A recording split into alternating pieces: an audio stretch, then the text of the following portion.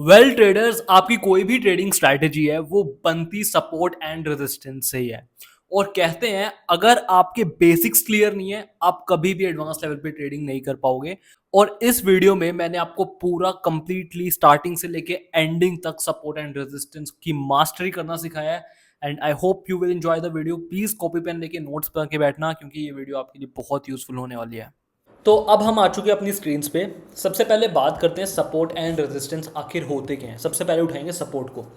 Support एक ऐसा zone होता है जहां पे बायर्स की स्ट्रेंथ होती है, पहली चीज़। दूसरी चीज़, वहां पे हमें बुलिश रिवर्सल्स एक्सपेक्टेड होते हैं। ये दो चीज़ को हम बोलते हैं सपोर्ट। जहाँ पे भी इन दोनों चीज़ों का कॉम्बिनेशन हमें मिल जाए वो एक हमारे लिए सपोर्ट होता है।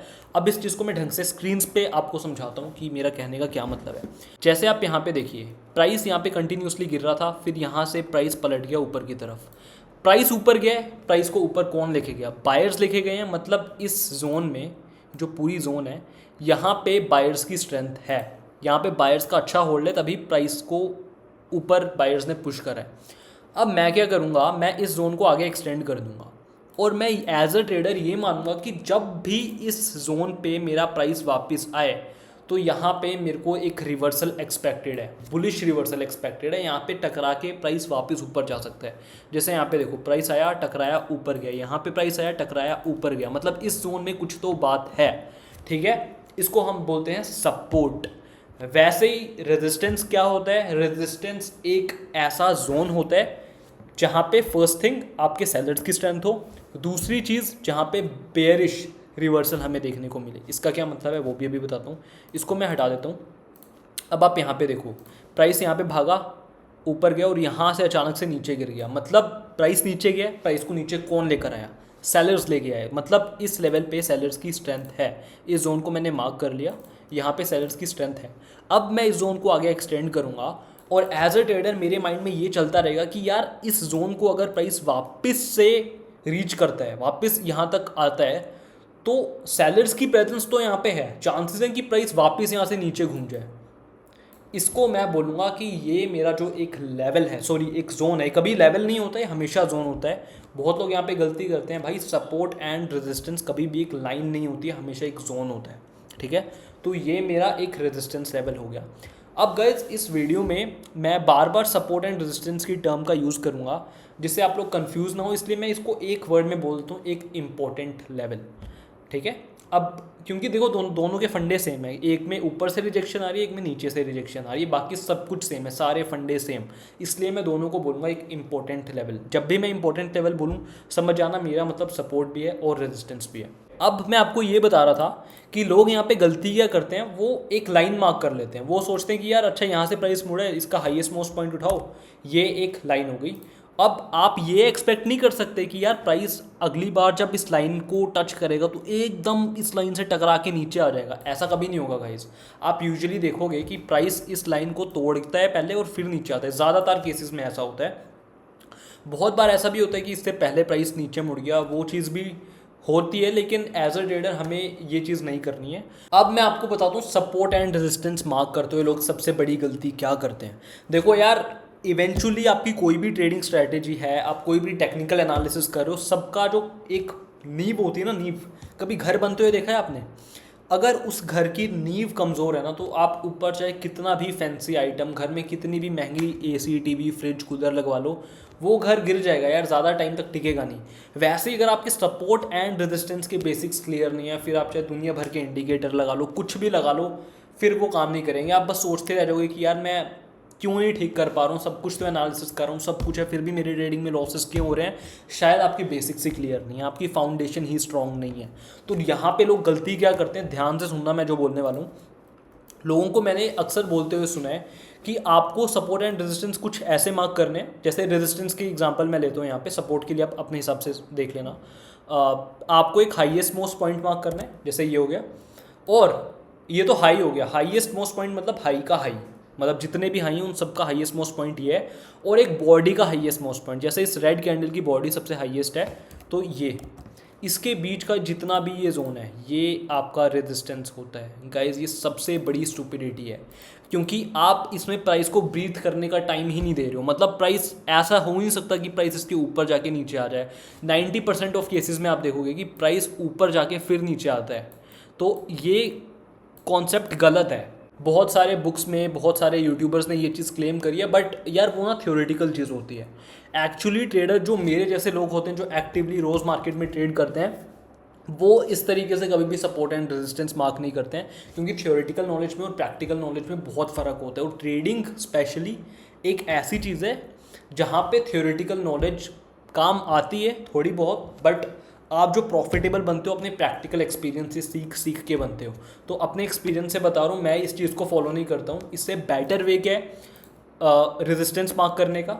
सबसे पहले जो हाईएस्ट मोस्ट पॉइंट है उसको मैं मार्क करूँगा। जोन भी मैं मार्क करूँगा। मैं ये भी नहीं बोलता कि मैं एक लाइन यूज़ करता हूँ, मैं जोन यूज़ करता हूँ। जोन मैं इसके नीचे नहीं, इसके ऊपर बनाऊँगा कुछ ऐसे। इसके ऊपर मैं थोड़ा सा प्राइस को स्पेस दूंगा ब्रीथ करने के लिए, कि प्राइस एटलीस्ट थोड़ा ऊपर जाए, वहाँ से रिजेक्शन फेस करे, फिर नीचे आए, जैसा यहाँ पे हुआ है। अभी कितना ऊपर जाएगा कितना नीचे नहीं आएगा वो एक कन्फर्मेशन के बाद जब हम ट्रेड करते हैं, आपकी ट्रेडिंग स्ट्रैटेजी पे डिपेंड करता है। बट मैं आपको एक चीज़ क्लियर कर देता हूँ, स्टॉक मार्केट में, ट्रेडिंग में अगर कोई पाप होते हैं ना, अगर पाप जैसी कोई चीज़ होती है, वो यही होती है कि आपने आपका जो हाईएस्ट मोस्ट पॉइंट होता है इसे अप्रोच करने से पहले ही आपने अपनी बेरिश एंट्री यहाँ पे कहीं बना दी। ये भाई इसको करके आप शायद एक ट्रेड आपका ठीक हो जाए, 10 में से 1-2 ट्रेड ठीक हो जाएं, और उसमें चाहे आपका रिस्क रिवॉर्ड भी अच्छा है। अगर आपके 8 ट्रेड 7 ट्रेड गलत हो रहे हैं, कितनी अच्छे रिस्क रिवॉर्ड पे आप खेलो, आपका पहली चीज़ आपका कॉन्फिडेंस कभी नहीं बनेगा। दूसरी चीज़, इतने लॉसेज होंगे कि आपका रिस्क रिवॉर्ड कितना भी अच्छा हो, आप इवेंचुअली लॉस में बंद करोगे।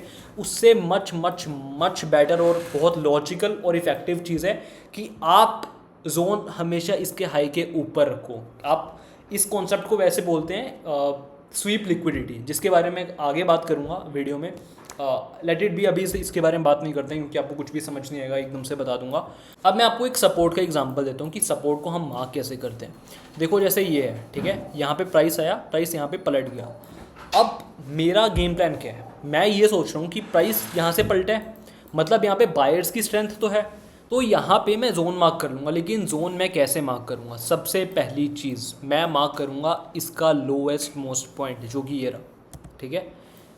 ये लोएस्ट मोस्ट पॉइंट था, और मैं थोड़ा सा एरिया दूंगा इस लेवल के नीचे प्राइस को ब्रीथ करने के लिए, कि हो सकता है प्राइस नीचे जाए, थोड़ी लिक्विडिटी स्वीप करे, उसके बाद ऊपर जाए। अगेन ये स्वीप लिक्विडिटी में आप कंफ्यूज मत हो, बट आपको अभी ये ध्यान रखना है कि आपको जो जोन देना है वो इस लेवल के नीचे देना है। जैसे थोड़ा सा जोन मैंने दे दिया अपने हिसाब से, अब हो सकता है जितना मैंने मार्क करा है इसके नीचे से भी आ जाए। वो अगेन आपकी ट्रेडिंग स्ट्रैटेजी पे डिपेंड करता है कि कंफर्मेशन कहाँ पे वो ले रहा है। अगर कंफर्मेशन मिलती है उसके बाद ही हम ट्रेड लेते हैं, ऐसे ट्रेड नहीं लेते हैं। वो एक अलग चीज़ हो गई। बट अभी के लिए आप इतना मान लो कि हमने एक जोन दिया है हमारे लोएस्ट मोस्ट पॉइंट के नीचे, ठीक है। अब मेरा गेम प्लान ये रहेगा कि प्राइस यहाँ पे उठा है, मतलब बायर्स तो यहाँ भर भर के बैठे हैं।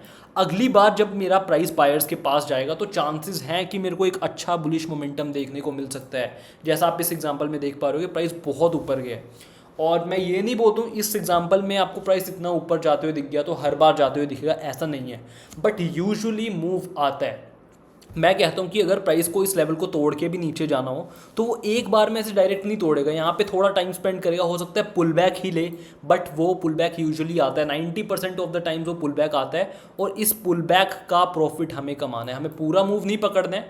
अगेन वो सब अपनी अलग अलग ट्रेडिंग स्ट्रैटेजी पे डिपेंड करता है। बट हमें, मेरा कहने का ये मतलब है, लॉन्ग स्टोरी शॉर्ट, कि हमें एक बुलिश मूव यहाँ देखने को मिलता है। जैसे यहाँ पे आप एग्जांपल ले लो, ये सब कुछ मैं हटा देता हूँ। यहाँ पे आप देख पा रहे होगे कि ये मेरे लिए एक इम्पॉर्टेंट सपोर्ट है। यहाँ पे मैं थोड़ा सा जोन मार्क कर देता हूँ इसके नीचे। ये मेरा एक सपोर्ट लेवल हो गया। प्राइस यहाँ पे आया, रिजेक्शन फेस की, ऊपर गया, फिर नीचे गया, बट ऊपर तो गया। और ये इतना मूव है जो आपको एक दिन में अच्छा खासा प्रॉफिट कमाने के लिए काफ़ी है, ठीक है। अच्छा गाइज, ये जो मैं यूज़ कर रहा हूँ अभी, ये वनडे का टाइम फ्रेम है। अगर आप इंट्राडे ट्रेडर हो इससे मैटर नहीं करता है। आप 5 मिनट, 15 मिनट्स, 1 घंटा, 1 दिन, 1 वीक, 1 साल, हर टाइम फ्रेम पे सपोर्ट एंड रेजिस्टेंस सेम काम करता है।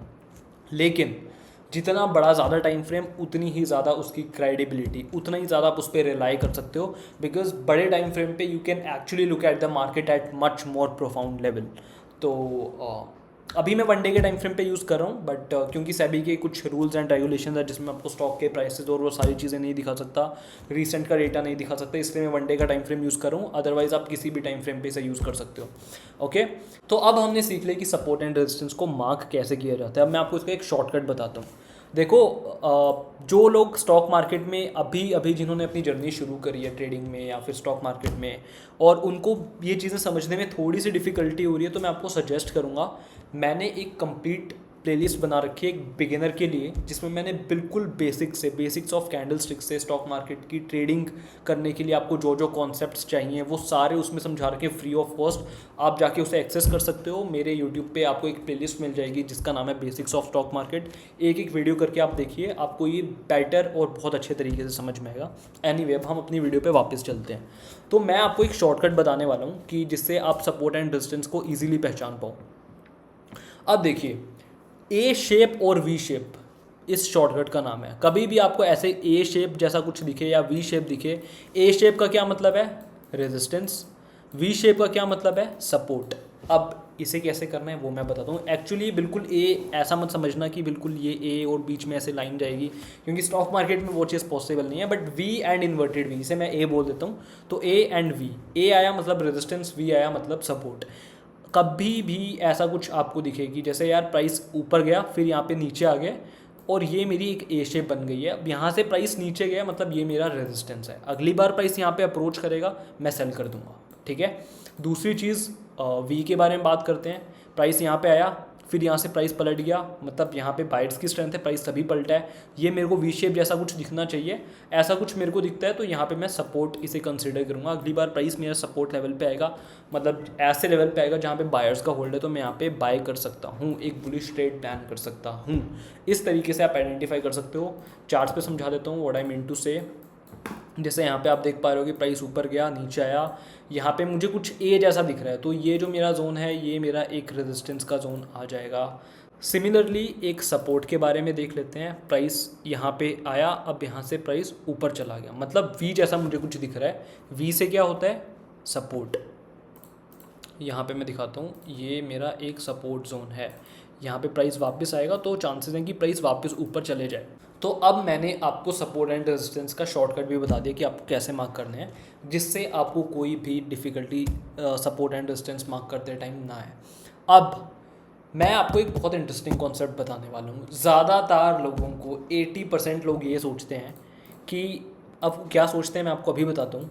वो ना ये सोचते हैं कि सपोर्ट एंड रेजिस्टेंस हमेशा एक हॉरिजॉन्टल जोन्स होते हैं, मतलब ऐसा कुछ होता है हर बार, ऐसा और ऐसा। लेकिन ये लोगों की सबसे बड़ी गलतफहमी है। मैं ये मानता हूँ कि ठीक है, अगर प्राइस साइडवेज में है, बिल्कुल एक रेंज में फंसा हुआ है, तो ये सपोर्ट एंड रेजिस्टेंस हॉरिजॉन्टली बनेंगे, आई अग्री। लेकिन मेरा क्वेश्चन आपसे ये है, जब प्राइस ऊपर जा रहा हो, बढ़ रहा हो, क्या तब भी हमारे पास कोई ऐसा तरीका है जिससे हम प्राइस की एनालिसिस करके बता पाएँ या प्रिडिक्शन कर पाएँ कि प्राइस कहाँ से मुड़ेगा और कहाँ से प्राइस पलटेगा? यस, तरीका है support and resistance again, but उसको मार्क करने का तरीका थोड़ा सा अलग है। लेकिन अगर आपकी फंडे क्लियर है, जैसा मैंने आपको डेफिनेशन में बताया था, तो आपको कोई प्रॉब्लम ही नहीं आएगी। अभी मैं बताता हूँ। सबसे पहले मैं एग्जांपल लेता हूँ। अगर प्राइस बढ़ता है तो हमें सपोर्ट एंड रेजिस्टेंस कैसे मार्क करना है, कैसे स्टॉक की एनालिसिस करनी है। फिर मैं आपको बताऊंगा जब स्टॉक गिर रहा है, जैसे आज के टाइम पे स्टॉक मार्केट का क्रैश चल रहा है, अभी मार्केट कंटिन्यूसली फॉल करते जा रहा है, तो प्राइस में हमें एनालिसिस कैसे करनी है, उसके सपोर्ट एंड रेजिस्टेंस लेवल हमें कैसे मार्क करने हैं, वो भी अभी बताने वाला हूँ। सबसे पहले बात करते हैं एक जब प्राइस भागता है ना, जिसे अप ट्रेंड हम बोलते हैं। अब प्राइस कभी भी बढ़ता है तो वो एक स्ट्रेट लाइन में नहीं बढ़ता है, वो हमेशा हायर हाइज और हायर लोज बनाता हुआ ऊपर जाता है, जैसा यहाँ पे मैंने आपको बताया। अब मैंने आपको बाय डेफिनेशन क्या बताया था, कोई भी एक ऐसा जोन जिसमें सेलर्स की स्ट्रेंथ हो, दूसरा वहाँ पे आपको बेरिश रिवर्सल्स देखने को मिले, उस लेवल को या सॉरी उस जोन को मैं बोलूँगा रेजिस्टेंस। जैसे अगर मैं इसके हाइज़ को कनेक्ट कर दूँ, ठीक है, अब ये हायर हाइज ये सब चीज़ें अगर आपको नहीं पता तो आप एक वीडियो देख लेना मेरी ट्रेंड वाली, जो मैंने अपनी बेसिक्स ऑफ स्टॉक मार्केट की पूरी प्लेलिस्ट में एक वीडियो आपको मिल जाएगी, उसमें आपको ये सारे फंडे क्लियर हो जाएंगे। तो यहाँ पे आप देख रहे हो कि यहाँ पे बार बार प्राइस पलट रहा है, यहाँ पे प्राइस पलट रहा है, यहाँ पे प्राइस पलट रहा है, मतलब इस लेवल में कोई तो ऐसी बात है कि यहाँ पे सेलर्स की प्रेजेंस है, तभी प्राइस बार बार नीचे आ रहा है। दूसरी चीज़ हमें यहाँ से बेरिश रिवर्सल्स देखने को मिल रहे हैं कि यहाँ पे प्राइस बार बार नीचे चला जा रहा है, सेलर्स की स्ट्रेंथ भी है, और यहाँ पे हमें बार बार एक डाउन साइड की तरफ रिवर्सल देखने को मिल रहा है, मतलब ये हमारा एक रेजिस्टेंस है बाय डेफिनेशन। तो इस तरीके से अब हम ये आइडिया लगा सकते हैं अगली बार प्राइस जब भी इस जोन पे आएगा, इस जोन को अप्रोच करेगा, तो वहाँ से प्रोबेबिलिटीज़ बहुत हाई हैं कि आपका प्राइस वहाँ पे नीचे गिर सकता है, ठीक है। अब जो लोग मेरे से पूछते हैं कि सर हमारे पास ना कुछ ये स्टॉक्स हैं, अभी हमें इसे होल्ड करना चाहिए या फिर अपनी पोजीशन एग्जिट करनी चाहिए, प्रॉफिट बुक करना चाहिए, क्या करना चाहिए, तो मैं कहता हूँ आप मेरे से क्यों पूछ रहे हो, आप खुद भी एनालाइज कर सकते हो। जो मैंने आपको सपोर्ट एंड रेजिस्टेंस बताया है, आप उसे बड़े टाइम फ्रेम पे, 1 डे के टाइम फ्रेम पे, 1 वीक के टाइम फ्रेम पे देखिए। अपने स्टॉक में जो भी आपने होल्ड करके रखा है, सपोर्ट कहाँ पे बन रहा है, रेजिस्टेंस कहाँ पे बन रहा है, स्टॉक में कहाँ से आपको तेज़ी देखने को मिल सकती है, स्टॉक कहाँ से गिर सकता है, ये सारी चीज़ें आप खुद, जितना मैंने आपको इस वीडियो में सिखाया है, अगर आपने ढंग से इतना सीख लिया, आपको कभी कोई प्रॉब्लम नहीं आएगी अपने फाइनेंशियल डिसीजंस लेने में, इन्वेस्टमेंट करने में भी कोई प्रॉब्लम नहीं आएगी, स्टॉक को कहाँ तक होल्ड करना है वो भी आपको कभी प्रॉब्लम नहीं आएगी। अच्छा, अब इसी में हम बात कर लेते हैं सपोर्ट की।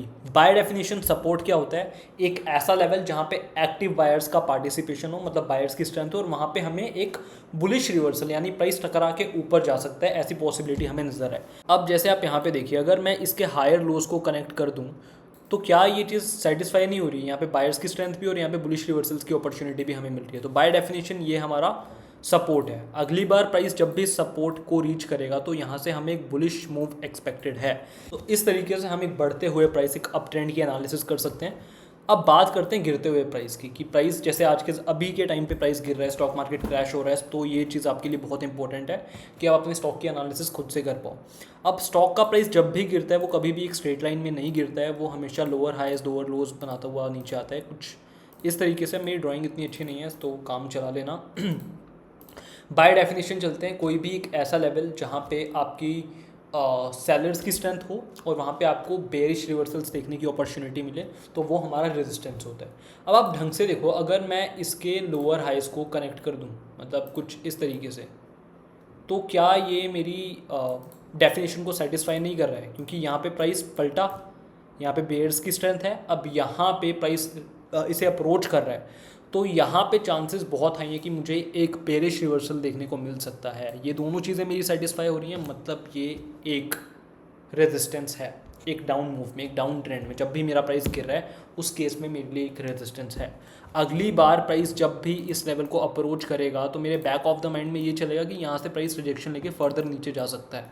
अब इसमें सपोर्ट का काम कौन करेगा, सपोर्ट इसके ये लोअर वाले पॉइंट्स करेंगे। अगर मैं इसको भी मार्क कर दूँ, बाय डेफिनेशन चलते हैं, कोई भी ऐसा जोन जहाँ पे बायर्स की स्ट्रेंथ हो और वहाँ पे मेरे को एक बुलिश रिवर्सल्स की अपॉर्चुनिटी देखने को मिले, यहाँ पे बायर्स की प्रेजेंस है तभी प्राइस बार बार ऊपर जा रहा है। अगली बार प्राइस यहाँ पे जाएगा तो एक बहुत हाई प्रोबेबिलिटी बनती है कि यहाँ पे प्राइस पलट जाएगा। तो ये जैसा कि यहाँ पे पलटा भी है, तो यहाँ पे ये जो मेरा पूरा जोन है ये एक सपोर्ट जोन की तरह काम करेगा। इस तरीके से हम एक गिरते हुए प्राइस की एनालिसिस कर सकते हैं, सपोर्ट एंड रेजिस्टेंस बता सकते हैं। अब इसकी मैं एनालिसिस क्या करूँगा, जब भी प्राइस मेरा इस लेवल तक आएगा, मतलब सपोर्ट तक आएगा, तो चांसेस है कि प्राइस में यहाँ से एक तेज़ी देखने को मिल सकती है, प्राइस में एक बुल मूव हमें यहाँ पे देखने को एक्सपेक्टेड है। तो इस तरीके से हम बढ़ते हुए प्राइस और गिरते हुए प्राइस की एनालिसिस कर सकते हैं, सपोर्ट एंड रेजिस्टेंस मार्क कर सकते हैं, जो बहुत लोगों को नहीं पता। अब इस वीडियो का एक बहुत इंपॉर्टेंट पार्ट मैं आपको बताने वाला हूँ कि ठीक है, अब हमने सपोर्ट एंड रेजिस्टेंस मार्क करना देख लिए, शॉर्टकट्स देख लिए, वो सारी चीज़ें ठीक है, बट हम प्रायोरिटाइज कैसे करेंगे सपोर्ट एंड रेजिस्टेंस को, क्योंकि स्टॉक मार्केट में 6000 से ज़्यादा स्टॉक्स हैं और ऑब्वियसली बात है यार, बहुत सारे स्टॉक्स हैं, ऑलमोस्ट हर एक स्टॉक में आपको सपोर्ट एंड रेजिस्टेंस दिख जाएंगे। लेकिन आपको ट्रेड किन स्टॉक्स को करना है, कौन से स्टॉक्स में आपकी ट्रेडिंग स्ट्रैटेजी बेटर काम करेगी, वो मैं आपको बताता हूँ।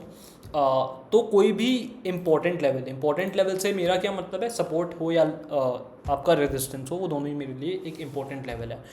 अब कोई भी इम्पोर्टेंट लेवल कितना स्ट्रॉन्ग है, ये दो चीज़ों पे डिपेंड करता है। पहली चीज़, उसमें बायर्स और सेलर की स्ट्रेंथ कितनी स्ट्रॉन्ग है। दूसरी चीज़ कि वो कितने नंबर ऑफ टाइम्स टेस्ट हुआ है। अब इसका क्या मतलब है, अभी आपको स्क्रीन पे बता रहा हूँ। सबसे पहले पॉइंट 1 की बात करते हैं कि उसमें बायर्स और सेलर्स की स्ट्रेंथ कितनी है। सबसे पहले पॉइंट 1 की बात करते हैं, यानी कि स्ट्रेंथ की। अब जैसे इस एग्जांपल में ये एक रेजिस्टेंस है, ऑब्वियस सी बात है सेलर्स की स्ट्रेंथ होगी। कितनी ज़्यादा होगी, सेलर की स्ट्रेंथ उतनी ही ज़्यादा होगी जितना ज़्यादा ये मूव होगा, जितना ज़्यादा स्टॉक प्राइस नीचे गिरेगा। अब मैं आपको एक बहुत ही अच्छा एग्जांपल समझाता हूँ। फॉर एग्जांपल ये एक लेवल है, इसमें स्टॉक का प्राइस ऊपर आया, यहाँ से रिवर्सल लेने के बाद स्टॉक का प्राइस लेट्स से 10% गिर गया, ठीक है, 10% गिर गया। अब ये मेरे लिए एक अच्छा रेजिस्टेंस तो है, लेकिन ऑन दी अदर हैंड मेरे पास एक ऐसा स्टॉक है जिसमें स्टॉक का प्राइस ऊपर आया, ठीक है, इस लेवल से टकराया और वो 20% नीचे चला गया, 20% नीचे चला गया। आप मुझे कमेंट्स में बताओ, ये ए है और ये स्टॉक बी है, इन दोनों में से मेरा कौन सा रेजिस्टेंस स्ट्रॉन्ग होगा? 2 मिनट वीडियो को पॉज करो और सोचो कि ए और बी, मुझे कमेंट में आंसर करो। वेल, मैं मान रहा हूँ कि आपने वीडियो पॉज करके आंसर कर दिया होगा, नहीं करा तो मैं आपको बता देता हूँ, इसका आंसर है क्लियर बी इसलिए है क्योंकि आप यहाँ पे देख पा रहे होगे कि यहाँ पे जो सेलर्स हैं वो 10% ही प्राइस को मूव कर पाए, और यहाँ पे सेलर्स की स्ट्रेंथ इतनी ज़्यादा थी कि उन्होंने स्टॉक के प्राइस को 20% नीचे गिरा दिया। मतलब यहाँ पे सेलर्स का होल्ड ए वाले स्टॉक से ज़्यादा है, तो ये मेरे लिए रेजिस्टेंस अच्छा है। ये मेरा हो गया पहला क्राइटेरिया। अच्छा, अब हम बात करते हैं दूसरे पॉइंट की, टेस्टिंग वाले लेवल की। एक चीज़ आपके दिमाग में बंद जानी चाहिए भाई, कोई भी लेवल जितनी ज़्यादा बार टेस्ट होता है वो उतना ही वीक बनते चला जाता है। इसका क्या मतलब है, अभी समझा रहा हूँ। फॉर एग्ज़ाम्पल एक लेवल है, ठीक है, ये एक लेवल है, ये एक बार यहाँ पे आया, अब दूसरी बार इसने इसको अप्रोच किया और फिर ये यहाँ से चला गया। अब टेस्ट से मेरा क्या मतलब है, रीच करना, लेवल को रीच करना। जैसे इसने इसको एक बार रीच करा, 2 बार रीच किया, तो मतलब ये 2 बार टेस्ट हो चुका है। अब दूसरी तरफ एक ऐसा स्टॉक है जो अपने लेवल को एक ही बार जिसने अभी तक अप्रोच करा है, अब दूसरी बार ये अप्रोच करने जा रहे हैं, ऑन द वे है। व्हाट डू यू थिंक कि ए और बी आपका इम्पोर्टेंट लेवल, आपका इम्पोर्टेंट रेजिस्टेंस ए वाला होगा या बी वाला होगा? इसका आंसर इसका आंसर होगा बी वाला, मेरा ज़्यादा इंपॉर्टेंट रेजिस्टेंस होगा। क्योंकि जैसा मैंने आपको बताया, एक लेवल जितनी ज़्यादा बार टेस्ट होता है वो उतना ही वीक बनता चला जाता है। अगर ये स्टॉक का प्राइस यहाँ पे चला भी गया, ऑलरेडी 2 बार सेलर्स ने यहाँ पे अपनी कोशिश दिखा दी है, प्राइस को नीचे भी पहुँचा दिया है, बट बायर्स चाह रहे हैं कि स्टॉक का प्राइस ऊपर जाए, बार बार चाह रहे हैं कि ऊपर जाए। तो अगर ये प्राइस आ भी गया तो यहाँ पे मेरे को ज़्यादा बड़ा डाउन मूव एक्सपेक्टेड नहीं है, मेरे को एक अच्छा रिस्क रिवॉर्ड नहीं मिलेगा, या फिर हो सकता है प्राइस इसको इस बार ब्रेक ही कर दे ऊपर की तरफ, नो वन नोज। बट इस वाले में क्या है, स्टॉक का प्राइस एक ही बार टेस्ट हुआ है, मतलब अभी तक प्राइस ने इसे रीटेस्ट नहीं करा है। हो सकता है प्राइस यहाँ पे आए, फिर ये नीचे जाए, अगली बार इसे ब्रेक करे, बट जितनी कम बार एक लेवल मेरा टेस्ट हुआ है वो मेरे लिए उतना ही अच्छा सपोर्ट और रेजिस्टेंस की तरह वर्क करेगा। तो इसका आंसर डेफिनेटली बी वाला है, क्योंकि ज़्यादा बार अभी टेस्ट नहीं हुआ तो चांसेस है कि मेरे को एक अच्छा खासा डाउन मूव ये दिखा दे। तो लॉन्ग स्टोरी शॉर्ट, हम कैसे बता सकते हैं कि हमारा सपोर्ट एंड रेजिस्टेंस कितना स्ट्रॉन्ग है? 2 चीज़ें हैं, अगेन मैं वापस से रिपीट कर देता हूँ। पहली चीज़ है स्ट्रेंथ में हमें क्या देखना है, सीधा देखना है कि प्राइस कितने परसेंट तक नीचे गया या ऊपर आया, जिसमें ज़्यादा परसेंटेज होगी वो उतना ही अच्छा सपोर्ट एंड रेजिस्टेंस होगा। दूसरी चीज़, नंबर ऑफ टाइम्स टेस्टिंग, जिसके नंबर ऑफ टाइम्स टेस्टिंग कम होंगे वो उतना ही अच्छा सपोर्ट एंड रेजिस्टेंस होगा। जैसा मैंने आपको एग्जांपल में बताया, जैसे अगर आप ये देख पा रहे होगे, मेरे को यहाँ पे क्लियर दिख रहा है, एक अच्छा सपोर्ट भी दिख रहा है, एक रेजिस्टेंस भी दिख रहा है। जैसे मैं आपको पहले मार्क कर देता हूँ, ये मेरे लिए एक इम्पोर्टेंट रेजिस्टेंस हो गया और ये मेरे लिए एक इम्पोर्टेंट सपोर्ट हो गया। बाय डेफिनेशन अभी तक हमने जितना पढ़ा था। अब यहाँ पे आप देखो, ये प्राइस कितना नीचे आया है, टॉप से अगर मैं देखूँ नीचे तक तो ये 13% नीचे आ गया। 13% बहुत होता है भाई। तो स्ट्रेंथ तो हमें यहाँ पे दिख रही है कि यार सेलर्स 13% नीचे ले आए, मतलब यहाँ पे कुछ ना कुछ तो ऐसी बात होगी जिससे प्राइस पुश हुआ है। अब मैं चाहता हूँ कि मेरा प्राइस वापस से सेलर्स के पास जाए, तो मुझे वहाँ पे एक रिवर्सल एक्सपेक्टेड है, और यहाँ पे प्राइस ने वापस से हमें रिवर्सल दिखाया, बहुत अच्छा रिवर्सल दिखाया है। अब दूसरी चीज़, नंबर ऑफ टाइम्स टेस्टिंग। अब मैं देख रहा हूँ कि यार इस स्टॉक में स्ट्रेंथ तो अच्छी खासी आ गई है। अब मेरे को ये भी दिख रहा है कि ये स्टॉक तो अभी टेस्ट ही नहीं हुआ है, एक बार भी टेस्ट नहीं हुई, पहली बार ही ऊपर जा रहे हैं टेस्ट करने के लिए। तो ये मेरे लिए एक बहुत ही अच्छी अपॉर्चुनिटी है ट्रेड करने के लिए रेजिस्टेंस पे। ये पूरा जोन जो मेरे लिए बहुत इंपॉर्टेंट रेजिस्टेंस जोन है। अब इस पे भी ट्रेड कैसे करते हैं, स्ट्रैटेजी के बेसिस पे ट्रेड करते हैं। मैंने ऑलरेडी इस पे भी वीडियो बना रखी है, जाके ज़रूर चेक करना मेरे चैनल पे। बाकी डिस्क्रिप्शन में आपको इसका लिंक मिल जाएगा, वहाँ पे भी आप फ्री ऑफ कॉस्ट में जाके इसे चेक कर सकते हैं। अब बात करते हैं सपोर्ट की। ये देखो, ये एक ऐसा लेवल है जहाँ से प्राइस पलटा था। कितना परसेंट पलटा है अभी देख लेते हैं। प्राइस पलटा है 19%। 19% बहुत ज़्यादा होते हैं, तो डेफिनेटली यहाँ पे बायर्स की स्ट्रेंथ है। मेरा फर्स्ट क्राइटेरिया सेटिस्फाई हो रहा है। दूसरा मेरा क्राइटेरिया ये रहता है कि प्राइस में नंबर ऑफ टाइम्स वो कम टेस्ट होना चाहिए। अब मेरे को ये भी दिख रहा है कि यार ये प्राइस इसको अप्रोच कर रहा है, लेकिन इससे पहले तो ये जोन कभी टेस्ट हुआ ही नहीं है, पहली बार अभी टेस्ट होने जा रहा है। तो definitely number of times testing तो अभी हुई नहीं है, तो डेफिनेटली मेरे लिए एक बहुत इंपॉर्टेंट लेवल ये बनने वाला है, और यहाँ से मुझे एक बुलिश मोमेंटम, एक बुलिश मूव एक्सपेक्टेड है, जैसा कि यहाँ पे हमें देखने को मिला है। प्राइस लगभग 10% तक ऊपर यहाँ पे गया है। तो इस तरीके से हमारे सपोर्ट एंड रेजिस्टेंस काम कर सकते हैं। इस तरीके से आप सपोर्ट एंड रेजिस्टेंस को प्रायोरिटाइज करके उन पे ट्रेड कर सकते हैं। तो guys that is all for the video. इसके बाद इसमें ब्रेकआउट, ब्रेकडाउन, स्वीप, लिक्विडिटी जैसे बहुत इंपॉर्टेंट कॉन्सेप्ट्स है जो आपको इसके अगले वाली वीडियो में देखने को मिलेंगे। इसी प्लेलिस्ट में आप जाके चेकआउट कर सकते हैं। पूरी एक प्लेलिस्ट बना रहा हूँ मैं, तो स्टेप बाय स्टेप आप सब कुछ फॉलो कर सकते हैं। कोई चीज़ अगर आपको इसमें समझ नहीं आई होगी तो फ्री फील टू कमेंट। मैं एक एक कमेंट खुद पढ़ता हूँ, उसका रिप्लाई करता हूँ। एंड आई होप आपको थोड़ी थोड़ी हेल्प इस पूरी सीरीज़ से मिल रही होगी। बाकी अगर आप इस चैनल पे फर्स्ट टाइम आए हो तो प्लीज़ इसे सब्सक्राइब कर देना, क्योंकि मैं ट्रेडिंग से रिलेटेड ऐसे ही बहुत सारे इन्फॉर्मेटिव कंटेंट यहाँ पे बनाता रहता हूँ। एंड मैं मिलता हूँ आपसे ऐसे किसी नेक्स्ट वीडियो में।